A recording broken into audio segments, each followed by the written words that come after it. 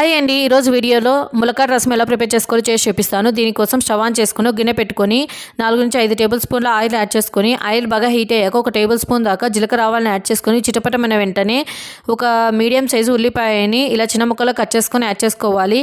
తర్వాత ఇందులో కొద్దిగా పత్తర్ పువ్వు అలాగే 2 రెబ్బలు కరివేపాకును కూడా యాడ్ చేసుకొని పీచు తీసుకొని ముక్కలుగా కట్ చేసుకొని పక్కన పెట్టుకుని ములక్కాడ ముక్కల్ని పసుపు ఇందులోనే రుచికి సరిపడా రాళ్ళ ఉప్పు అలాగే 2 మీడియం సైజు టమోటాని ఇలా చిన్న ముక్కలు కట్ చేసుకొని యాడ్ చేసుకొని వీటన్నిటిని ఫ్రై చేసుకున్న తర్వాత ఇందులో 1 టేబుల్ స్పూన్ కారం 1 టేబుల్ స్పూన్ రసం పౌడర్ని యాడ్ చేసుకొని ఇది కొద్దిగా ఫ్రై అయిన తర్వాత మనము చిన్న కప్తో ఉడికించుకున్న కందిపప్పు మిశ్రమాన్ని కూడా యాడ్ చేసుకొని ఒక 1/2 లీటర్ దాకా వాటర్ని యాడ్ చేసుకోవాలి.